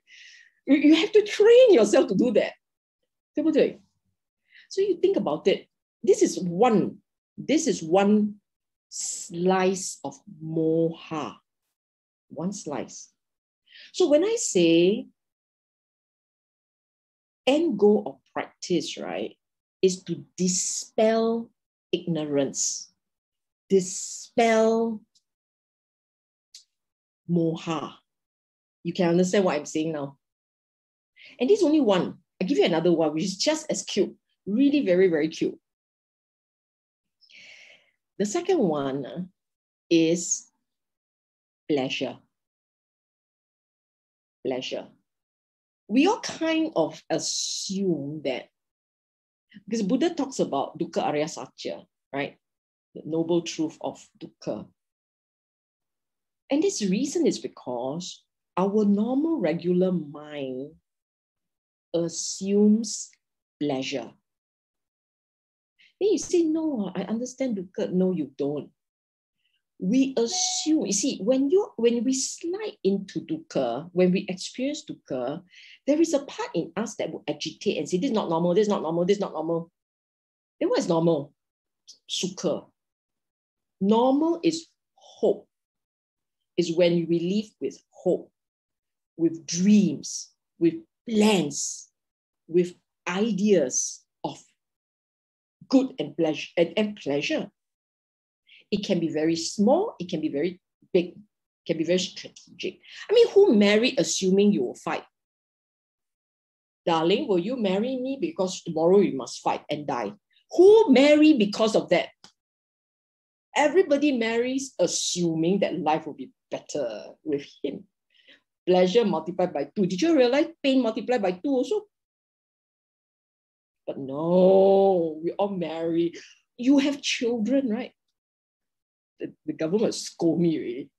We all have children, but who have children and think of all the pain, and they will take exam, they will feed them with, I don't know, of bird nest, and then they want to get married, get money. Most people with the baby is boy, go, sweet, yay! And then the balloons will come, the manyue will come, everybody send all kinds of presents, wishing everybody well, and everybody's so happy, and oh, baby. Did you even realize how dukkha arya satya is? So we all go through life with the mind, having dreams, planning for delights, assuming hope and joy, and so on and so forth, as a given. Awakening is not big awakening. It's awakening to the realization of mind, of life through nature. Awaken. You say you don't have to awaken. Yes, you have to, because we live in deliberate delusion, or deliberate, maybe not deliberate, it's instinctive delusion. It's very instinctive. And you are awakened to facts. That's all. We all talk about awakening like it's such a big thing. It's actually facts. Awaken to facts of life. Why do we want to be awakened to facts? And why is this kind of awakening very good? This kind of awakening gives you a lot of peace and contentment. Yes. Because when you are properly awakened and you're not living in delusion, there is a part in us that will accept, and there is contentment. You have no expectations. You are content with whatever is there. You just count your blessings, feel very assured about the life's blessings, the joy of living, and so on and so forth. You have no expectations. Then when the time comes, and it must come, we ease off gently. We ease off gently. That's what it means. So the first thing that you become aware of, we talk about the three factors, right? Sakaya Diti, Sila Paramasa, Vichikicca, like all these kind of these are actually all the factors by themselves, right? They mean something about how we understand the nature of the mind. So the views, the wrong views that holds us as prisoner of Lobha, Dosa, Moha, that those views starts to crack, starts to break away. And over time, you will hold right views. It takes time to internalize and make the view, the lens right. Okay. The second thing, the second set is the complete negating of Lobha, Dosa. Lobha, Dosa, down to the most subtle, the subtlest of holding, grasping. Every tiny microscopic wanting fades off, fades away. No more wanting, no more lobha. It's a natural process. Okay? But to get there requires us to constantly polish the wholesome nature of the mind. You basically rewrite until the mind becomes very wholesome, very giving, very natural in it. It's not easy. It is not easy. But you put the two together, the correct understanding with the effort, you will take your ship, your Dhamma boat, the raft, and we like to call the raft, like we're very ancient like that. Our raft then can travel in the right direction, streaming towards Nibbana. If you don't put in the effort, constantly rewiring, you don't keep doing that. You just go for class, you understand that you're very happy, you go back to your old, easy, happy, negative, unwholesome way, right? You keep doing that. Your raft is going nowhere. Your raft will always be in the near shore. It's never ever to go to the far shore. In order for this raft to go to the far shore, I will repeat, you definitely need understanding and the Sila. The Sila, the constant rewiring, okay? Abandoning of all ignorance. Now, this one is very cute. Then you say, who wants ignorance? Who wants? We want ignorance.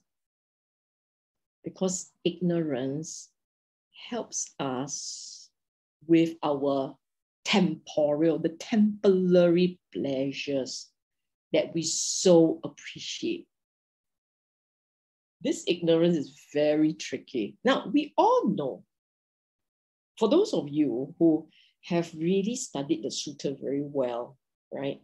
You all know, Buddha said again and again, you have to let go of lobha, dosa. But why is it, right? Every time the feeling is very unpleasant, the dosa is arising, the words must still come out, leh? Because of ignorance. We think one more time it's okay, not a problem. It's okay, panjang a bit, no need to so hard. A little bit of dosa, okay, man, it's okay. So we give ourselves discount.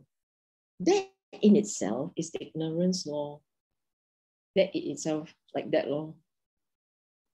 So that's why we think 3 steps forward, 2 steps backwards. Okay, we were still 1 step ahead. Holding that view in itself is ignorance. What ignorance of what? Ignorance of the true nature of dukkha. Ignorance of the point that dukkha really sits on the most subtle of one thing, the origin of dukkha. We're ignorant of that. And we don't mind putting up with another life of dukkha. It's okay, just one more life, it's okay. So we don't mind doing that. All this is ignorance, all this, okay? Questions and answer. I have to put this in because sometimes I will forget and I will happily just go ahead and shut down everything. There's two questions here. He says, can you share ways to eradicate conceit that lies in deep in our consciousness? That is one question, in the alaya consciousness.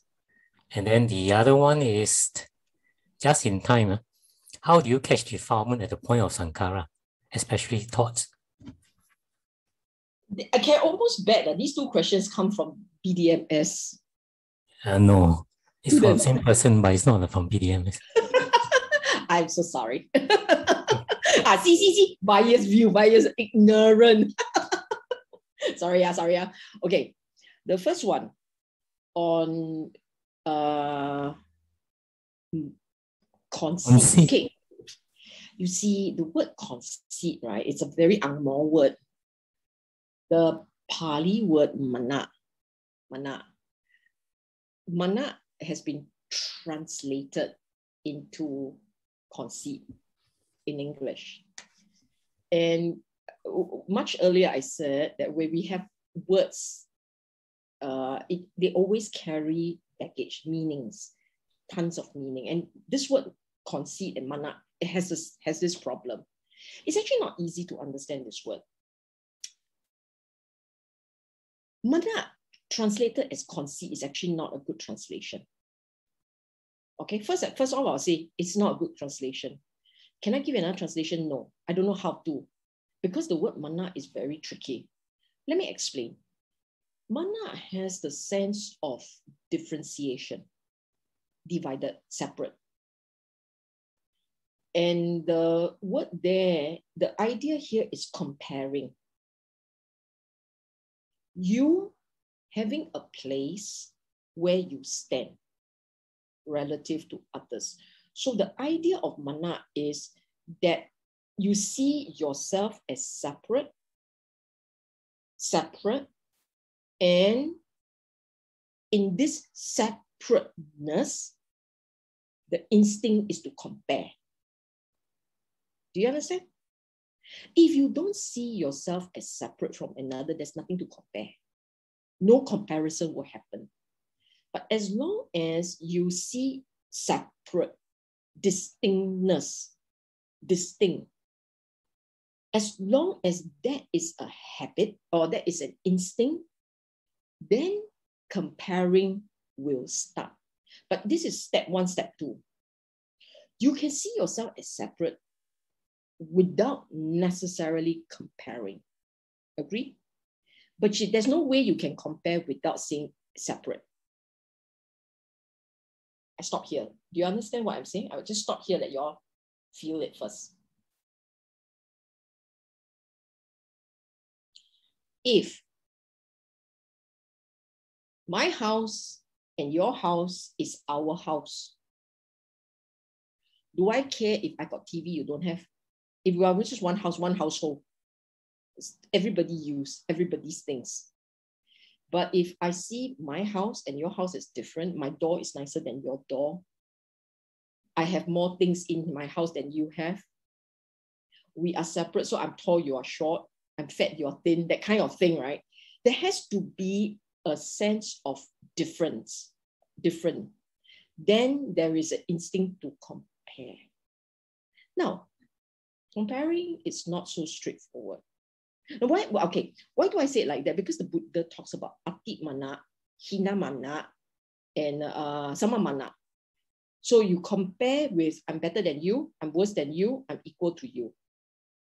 It's a comparison going on. But this comparison is because of separateness. That is why only at the Arahant level is one able to drop it. Because to the level of the Arahant, the sense of distinctness dissipates. It starts to disappear. Before you are Arahant, up to Anagami, there is still a sense of where I am, this is, at what level this is. But the moment you take away separateness, someone calls it duality. So when you take away that, when that dissipates, when the idea dissipates, and that you're one with all, that there is no we, us, there's no pronouns really, there's just one, then the comparison instincts will disappear. Okay? So you ask me how to let it go. You can't. It's a conditional thing. When there is no more attachment whatsoever, when the craving, when there is zero attachment to feeling, to identity, to views, when there's no more differentiation of feeling, meaning good, no good, same. Views, none. Just awareness and just awareness. Thoughts, none. When the mind reaches that level, mana will disappear. If the mind hasn't reached that level, there is no practice for dropping of mana. There are some things you practice to let go of. There are some things that will dissipate by itself, and mana is one of them. You do other things. When you successfully finish the other cultivation, mana disappears. Do you understand? It's a conditional thing. Because it will disappear only when you no longer have preferences with regards feeling, perceiving, form, so on and so forth. Your 5 aggregates, you no longer differentiate. You no longer have preferences. Then this nature of separateness, this sense of separateness, being separate, the sense of being separate dissipates as a mental state. Then mana disappears. That's why only the Arahant experiences that. Okay. The second question was just in time. Okay. How to catch defilement at the point of sankhara. Sankhara is construction, dear. Thinking, thoughts. So if you don't think, you don't construct, your mind, okay, the Buddha taught it as, this one is distilled from the Dhamma, distilled. I can't remember exactly what he said. I mean, correction. There is no sutta that spring to mind exactly what the Buddha said about tackling Shankara. To me, it didn't just jump up. But I will say it like this, okay? If your mind, if you cultivate right view, and you are very aware of this correlation between dukkha and craving. You're very, very aware. And you know that if you do not invest time and energy on thinking, When you don't invest time and energy on thinking, Shankara stops. Okay? If you don't invest time on thinking, Shankara stops. And I've said this to classes before. We think Shankaraing, we're Shankaraing in the direction of our craving. So, people with very strong craving thinks a lot. That's what it means. If you tell me I think a lot, I will tell you you have a lot of craving. For those who meditate, you will realize that when you stop having thoughts, when you stop thinking too much, you start to cut back on thinking, you notice that your sense of peace goes up. Because your lobha, dosa is given less airtime. You are learning to tame lobha. That's what it means. That's why for the Buddha, you will always find this expression about the Buddha, a thought arise. It means that he's not thinking, but a thought arises. And if he looks at the thought, it's usually about his instinct catching someone suffering. He caught someone suffering, then he reacts. Basically, he's an antenna. Buddha is high-tech 20G antenna. Wherever he is, he scans and he catches dukkha, somebody in pain. Then he go fix it. He'll go and help the person understand the Dhamma, and then the fellow self-service fix his own craving, resolve his own karma, his own dukkha. You understand? This is how the Buddha works. So Buddha doesn't Shankara left, right, center. He does not think. He has thought arising. Whereas we are different. We thought arises all the time, proportionate to the strength of our craving for the day. Okay? I think time is running up. Okay. So you normally do a dedication, right? Can I just answer one last question that just pops up? This one is Sala already. Easy to catch it. It's quite easy to catch it at contact or feeling. As you have mentioned, to catch it at Shankara, you don't understand Shankara. Shankara is thought construction. Okay? Thought construction. Volitional formation. It's so much easier to catch your attention focusing on thought arising because your thought doesn't have to arise. You don't have to think. You don't have to construct. You can just see and that's it. Whereas feeling and contact, how to catch? Feeling and contact happens all the time. If you try and catch contact, you run the risk of becoming obsessed. Okay? Because it's not normal. Don't catch contact. Contact happens. It is natural. What you are catching is attention landing on contact. Contact is there all the time. But attention landing on whatever. Usually you can pay attention. Your system, right?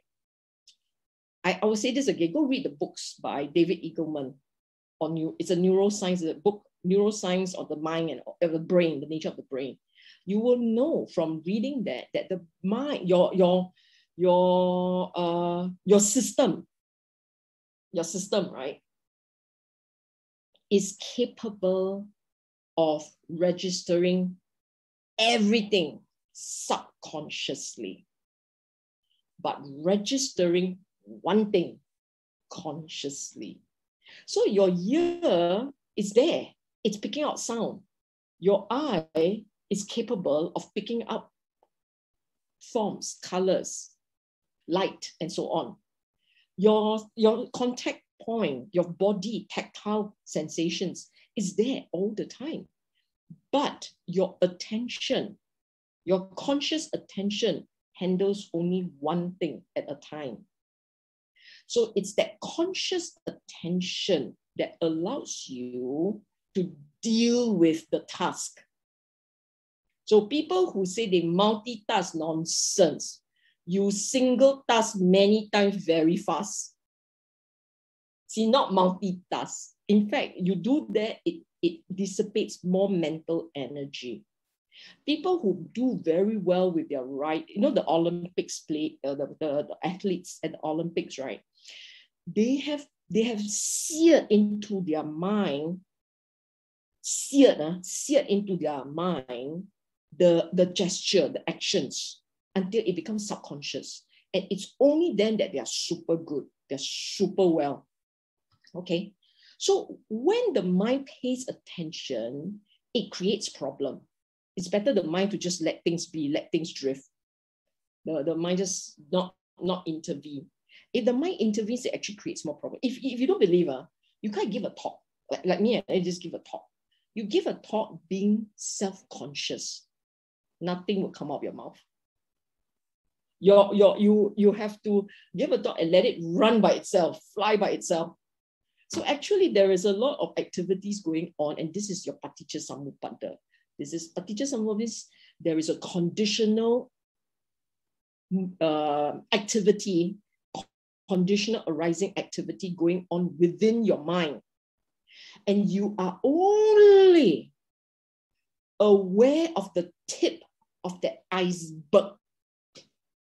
The tip of the iceberg. Don't think you are atta. Believing in atta means you are in control of everything. You are not. There is a ecosystem running at top speed on its own, which you are not aware of. So you think your atta means you think you are CEO of your entire cognitive, mental, physical system. No, you are not atta. You are deluded in your belief that you are atta, in control. No, it runs by itself. Okay? Okay. Eaglement. Yes, eaglement. Yes. Okay, sorry. I think that's it. My final slide is a reminder to everyone about the need to be wholesome, to give, to be generous. Then make your own aspiration about doing good for this life, supporting the Dhamma, especially in its propagation, so that we will continue to stay with the Dhamma for lives to come. Okay, sadhu, sadhu, sadhu.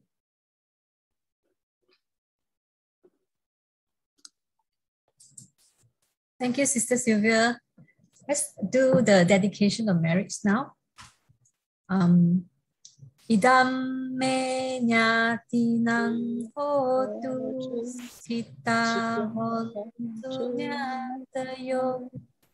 Idam me nyatinang hotu sukita hontu nyatayo. Idam me nyatinang hotu sukita hontu nyatayo. Sadhu, sadhu, sadhu.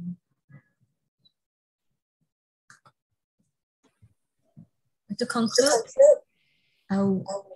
we will do this.